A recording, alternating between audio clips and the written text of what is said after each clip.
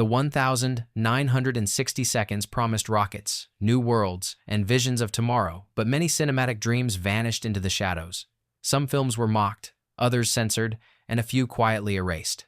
Yet buried in the dust of time lie forgotten gems movies that dared to imagine futures critics dismissed. What if the most haunting truths of the space age came from the stories no one wanted you to remember? The Day the Earth Caught Fire, 1961. Upon release, The Day the Earth Caught Fire was a curiosity too dark for mainstream audiences and too speculative for critics. Shot in gritty black and white, with flashes of tinted orange, it dared to blend science fiction with newsroom realism. Its premise was terrifying. Nuclear tests had knocked the Earth off its orbit, sending the planet drifting toward the Sunday cities melted. Panic spread. Humanity's arrogance had finally caught up with it. The controversy came quickly. In an age when governments wanted optimism, this film delivered doom. Its blunt condemnation of nuclear policy rattled officials and rattled audiences. Some theaters hesitated to screen it, fearing backlash. The British Board of Film Censors slapped it with warnings. Newspapers questioned whether it was anti-American propaganda disguised as entertainment. Behind the scenes, director Val Guest fought constant battles. Budgets were slashed. Special effects had to be improvised. Sets doubled for multiple locations, with smoke and mirrors creating the illusion of apocalyptic chaos. Yet despite these limitations, the film achieved a chilling atmosphere, one that still lingers. Critics, however, dismissed it as paranoid melodrama. It was overshadowed by flashier Hollywood fare, ignored in award circles, and quickly buried. Yet, in later decades, as climate fears and nuclear anxieties resurfaced, it was rediscovered. A cult following grew.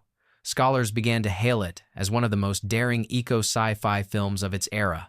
Today, its final shot newspapers poised to announce either survival or extinction feels eerily prophetic. What seemed alarmist in 1961 now plays like a warning humanity still hasn't heeded. It is more than a relic. It's a reminder that forgotten visions often hold the clearest mirrors to our fears.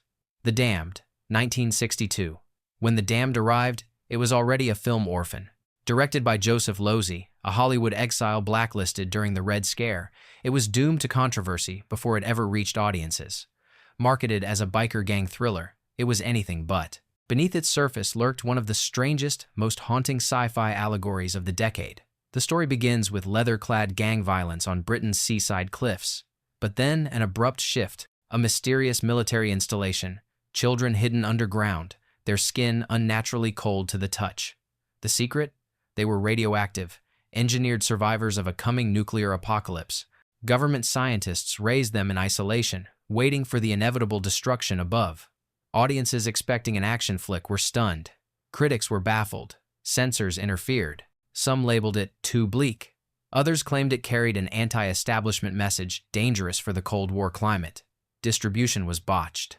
By the time it hit the United States, scenes had been cut, edits rearranged, leaving a confusing patchwork. It vanished almost instantly. Behind the scenes, Losey clashed with producers who demanded something commercial.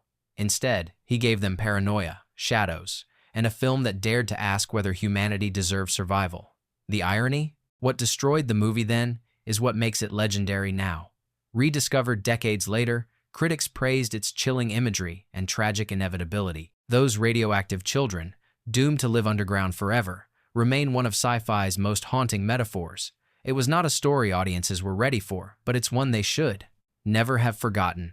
Unearthly Stranger, 1963. At first glance, Unearthly Stranger looked like just another low-budget British sci-fi experiment. Shot on a shoestring, barely marketed, it seemed destined for obscurity. But beneath its modest surface lay a story of paranoia and intimacy that rivaled the best of Cold War cinema. The premise: Dr. Mark Davidson, a government scientist, is assigned to a top-secret project to harness psychic powers. His wife, Julie, is beautiful, mysterious, and not entirely human. She can't bleed. She doesn't sleep. And when emotions rise, strange phenomena, telekinesis, fire erupt around her. The film becomes a question not of invasion from the skies, but of invasion in the bedroom. Critics didn't know what to make of it. Was it sci-fi? A gothic horror? A domestic thriller? Its refusal to fit neatly into a box doomed it commercially. Censors, uneasy with its undertones of intimacy and secrecy, slapped restrictions on advertising. Audiences barely noticed its fleeting run. Behind the scenes, the production was chaotic. Budgets meant corners were cut, yet that very limitation created a raw, unsettling atmosphere. Cold offices, stark shadows, faces half-lit like conspirators. It felt less like a movie and more like a leaked government file. Decades later, cinephiles rediscovered it, praising its psychological edge. The unease it created, the idea that the person beside you could be alien, watching, reporting, echoed Cold War suspicions of spies and infiltrators. It is less about rockets and lasers, and more about the terror of not knowing who to trust. Forgotten by critics, but unforgettable once seen, Unearthly Stranger remains one of the decade's eeriest warnings. Sometimes the invasion isn't from above, it's already inside your home. Crack in the World, 1965. When Crack in the World premiered, it seemed like another disaster thriller dressed in sci-fi clothes. But beneath its pulp title lay an ambitious story, one that dared to show Earth itself as fragile, a victim of hubris and science gone mad. Critics dismissed it as melodramatic, yet audiences who stumbled upon it never forgot the terrifying imagery it conjured. The premise was bold. Scientists attempt to tap into the Earth's core, to harness limitless geothermal energy. But the experiment goes horribly wrong. A catastrophic fissure splits across continents, threatening to tear the planet apart. Images of earthquakes, fire, and vast cracks swallowing cities filled the screen. It wasn't just disaster, it was annihilation, presented in terrifying, speculative detail. The controversy arose from timing. Released during the height of Cold War tensions, the film's imagery echoed fears of nuclear testing and environmental collapse. Some critics accused it of stoking public paranoia. A few theaters even reported walkouts, with audiences claiming it felt too real. Ironically, its low budget meant some special effects were rudimentary, but when combined with bold matte paintings and practical destruction, the illusion was disturbingly effective. Behind the scenes, production nearly imploded. Location shoots in Spain were plagued by heat and accidents. Effects crews struggled to create convincing volcanic eruptions without Hollywood-level funding. Yet the director, Andrew Martin, pushed forward, creating a film that felt more like a warning siren than mere entertainment. The aftermath? Critics brushed it off as sensationalist nonsense, ensuring it faded into obscurity. But decades later, as global warming and environmental crises dominated headlines, Crack in the World was rediscovered. Suddenly, it wasn't nonsense, it was prophetic. Its vision of humanity's arrogance, literally breaking the planet, feels eerily contemporary. Its final image, a new world forming from destruction, was meant as hope. But today, it feels like a haunting reminder. When humans play God, survival is never guaranteed. Robinson Crusoe on Mars, 1964. At first, critics rolled their eyes. Robinson Crusoe on Mars sounded like a gimmick, a Victorian survival tale transplanted onto a red desert. Audiences expected pulp adventure. What they got instead was one of the most haunting, poetic meditations on loneliness in sci-fi cinema. The story follows Commander Kit Draper, stranded on Mars after a disastrous crash. With only his monkey for company, he must learn to breathe the thin atmosphere, find water, grow food, and fight crushing isolation. Slowly, the planet becomes both enemy and companion. But then the twist. Draper discovers alien slavers using Martian natives as forced labor. Suddenly, his survival story becomes a tale of resistance. The controversy was subtle but real. In 1964, space was being painted as glamorous astronauts, as heroes, exploration as triumph. This film dared to show space as desolate, terrifying, and morally compromised. Critics dismissed it as too slow, too bleak, and even inappropriate for young audiences who had been primed to idolize NASA's missions. Studio executives barely marketed it, burying its release. Behind the scenes, director Byron Haskin fought for authenticity. He consulted with NASA scientists, used actual planetary research, and created ingenious low-budget effects to mimic Martian landscapes. Filming in Death Valley nearly killed the cast, with scorching heat and dust storms adding to the realism. The monkey, incidentally, proved the most difficult co-star, refusing to follow direction and derailing scenes with chaos. For decades, the film languished in obscurity, but later generations of filmmakers, from Ridley Scott to modern indie directors, cited it as inspiration. Its quiet meditation on survival directly influenced The Martian. What critics mocked as boring became revered as visionary. Its legacy? Proof that the most enduring sci-fi doesn't always come from explosions or aliens but from the silence of a man alone, staring at a barren horizon, wondering if anyone will ever hear him again. The Power, 1968. By 1968, audiences thought they'd seen every flavor of sci-fi paranoia. But The Power added a new twist. The enemy wasn't from another planet. It was the untapped, terrifying potential of the human mind. Released quietly, misunderstood widely, it became one of the strangest, most overlooked gems of the decade. The story follows a team of scientists studying psychic phenomena. One among them has godlike powers, telekinesis, mind control, even the ability to alter perception itself. But who is it? As paranoia spreads, colleagues turn on one another, convinced the hidden superhuman could be anyone in the room. What unfolds is less an adventure and more a psychological nightmare. Critics struggled to categorize it. Was it sci-fi? A thriller? A horror film disguised as science? The shifting tone left many uneasy.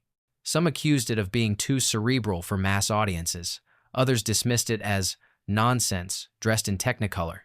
Marketing failed to capture its intensity, and box office numbers were dismal. Behind the scenes, director Byron Haskin, yes, again the same man behind Robinson Crusoe on Mars, faced enormous challenges. The studio slashed budgets, forcing him to use experimental effects.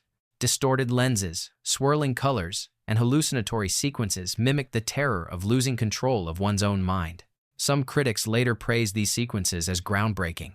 In 1968, they were mocked as cheap tricks. The film vanished almost immediately after release. But in later decades, as interest in psychic phenomena and government mind control experiments grew, The Power resurfaced as eerily ahead of its time. It tapped into a fear society wasn't ready to face, that the greatest weapon might not be bombs or rockets, but the human brain itself. Its haunting final line, "There is no limit to the great human mind," echoes today, not as triumph, but as warning. First Men in the Moon, 1964. When First Men in the Moon landed in theaters, critics smirked. Based on H.G. Wells's classic novel, it looked like a quaint throwback, out of place in an age dominated by sleek rockets and Cold War realism. But beneath its Victorian whimsy was a surprisingly daring piece of cinema, one that blended fantasy, paranoia, and even a touch of political satire. The story begins in the 1960 seconds, when United Nations astronauts land on the moon only to discover a British flag and a handwritten note claiming the territory. Flashbacks reveal how, decades earlier, eccentric inventor Joseph Cavor created cavorite, a substance that defies gravity, and traveled with two companions to the lunar surface. There, they encounter the Selenites, an underground race of insectoid beings with a rigid hive society. Critics dismissed it as childish and outdated, especially compared to the gritty realism of films like The Day the Earth Caught Fire. Yet the film contained ideas that were far from simple. The Selenite society reflected the anxieties of the 1960 seconds conformity, authoritarianism, and the fear of individuality being crushed by collective control.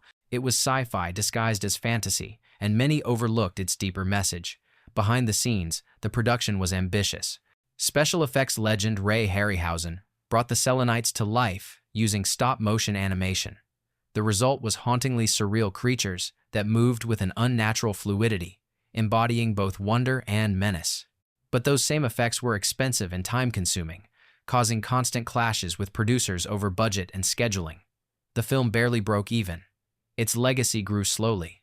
Over time, fans recognized it as one of the last great adventure films of its kind, bridging the innocence of early sci-fi with the darker, more cynical works that followed.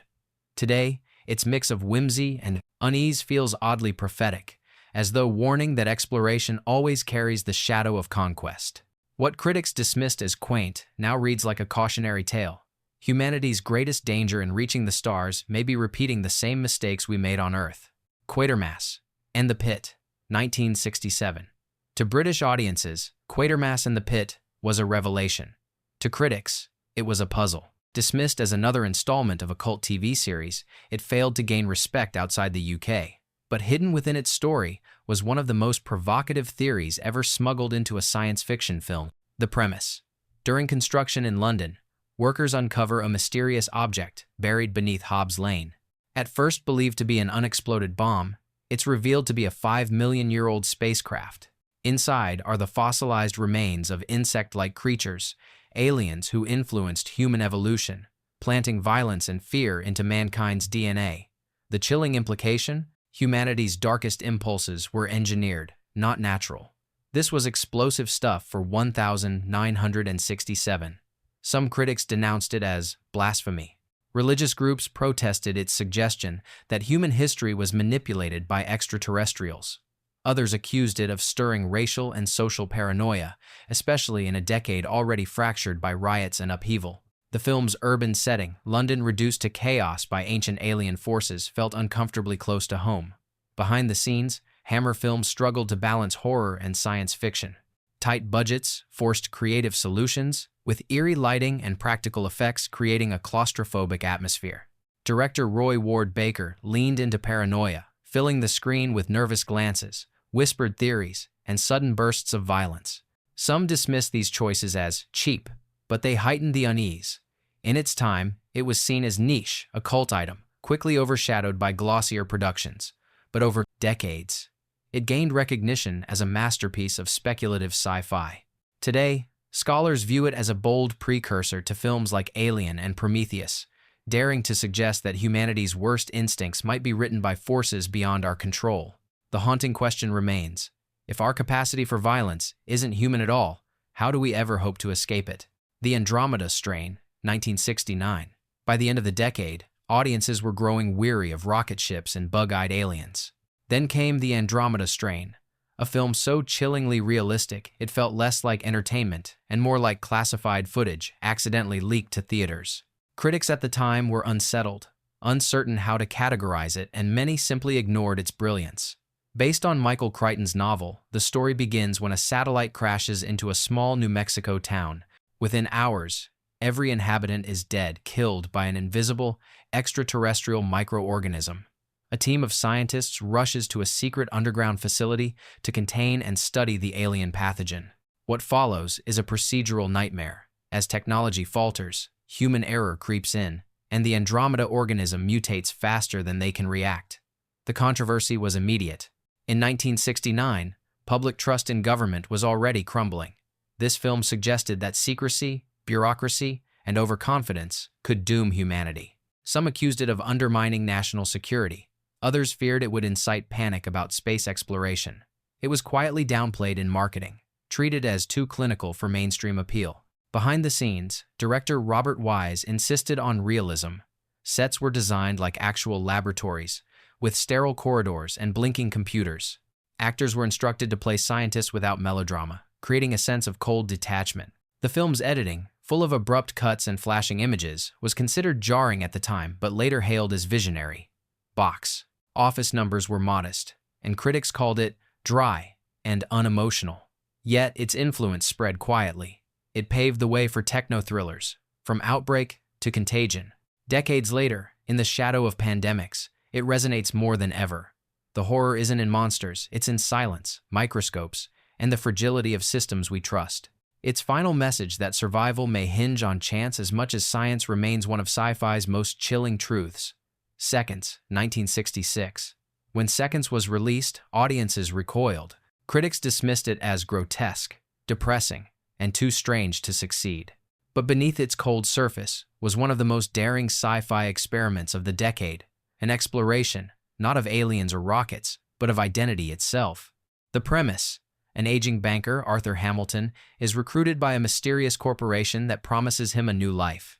Through elaborate surgery, he is reborn as a younger man, now played by Rock Hudson. He's given a new identity, a new home, and a chance to start again. But his fresh start unravels quickly. Neighbors are suspicious. His new community feels staged. Worst of all, he discovers the corporation has no intention of letting him leave. Controversy swirled around its release. The concept of discarding one's life and one's body was unsettling in the era of suburban conformity. Religious groups criticized its challenge to ideas of soul and mortality. Some theaters even reported walkouts, with audiences describing the film as too disturbing. For Rock Hudson, then considered Hollywood's golden boy, the role nearly derailed his career. Critics accused him of being miscast, not realizing that his discomfort was the point. Behind the scenes, director John Frankenheimer shot the film like a nightmare. Distorted lenses, extreme close-ups, and disorienting angles created a sense of paranoia. Production was fraught with tension. Hudson clashed with Frankenheimer, struggling with the role's bleakness. Yet that discomfort only amplified the film's power. Initially, it flopped. Reviews were brutal. Audiences stayed away, and it quickly disappeared. But over time, its reputation grew. Modern critics hail it as a masterpiece, a chilling vision of consumerism, identity, and the terror of second chances gone wrong. Today, it feels less like a film and more like a prophecy of our obsession with reinvention. Its final image, Arthur Hamilton's fate sealed by the very choice he thought would free him, remains one of sci-fi's most devastating endings. Planet of the Vampires, 1965. At first glance, Planet of the Vampires seemed like lurid pulp, an Italian import, too campy for serious discussion. Critics laughed at its title, rolled their eyes at its dubbed dialogue, and dismissed it as another cheap Euro sci-fi. But time revealed it to be one of the most visually influential films of the 1960 seconds, and a blueprint for stories yet to come. The premise: two spaceships respond to a distress call from a distant planet, but upon landing, the crews fall under the control of an alien force that reanimates the dead. What unfolds is a nightmare of paranoia, with astronauts turning on one another as corpses rise and shadows deepen. Despite the title, there are no traditional vampires, only unseen invaders, feeding on fear. Critics sneered at its melodrama. Some censors objected to its grim atmosphere, calling it too disturbing for younger audiences. Distribution in America was spotty, often relegated to drive-ins and midnight screenings. The result? A film that barely made a ripple in its own time. Behind the scenes, director Mario Bava stretched every dollar of his tiny budget. Using smoke, mirrors, colored gels, and minimalist sets, he conjured landscapes that felt alien and suffocating. His costumes' gleaming leather spacesuits were mocked as theatrical at the time, but would later be recognized as iconic.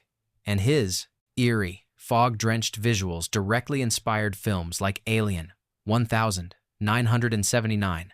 Ridley Scott himself acknowledged the echoes.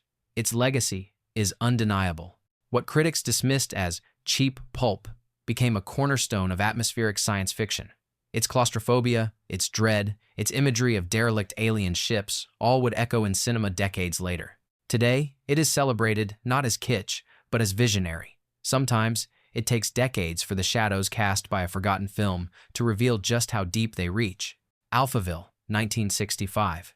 When Jean-Luc Godard released Alphaville, critics were divided. Some called it genius, others accused it of being pretentious nonsense. But what no one could deny was that it was unlike anything the decade or cinema itself had ever seen. Half science fiction, half noir, half philosophical essay, it was a film destined to confuse its era and define its future. The story unfolds in a dystopian city controlled by a sentient computer, Alpha 60. Emotions are outlawed, poetry is forbidden. Citizens live by cold logic, stripped of individuality. Into this sterile world walks Lemmy Caution, a trench-coated secret agent who looks like he stepped out of a pulp detective novel. His mission: destroy Alpha 60 and rescue a woman who has never been taught the meaning of love. Controversy was immediate. Some accused Godard of mocking science fiction, others of using it as a disguise for political critique. In France, it was praised as art. Elsewhere, it was dismissed as incomprehensible. American critics complained it was boring, confusing, or not really sci-fi. Its refusal to use special effects Godard shot in real Paris locations was ridiculed as cheap. What they missed was the genius.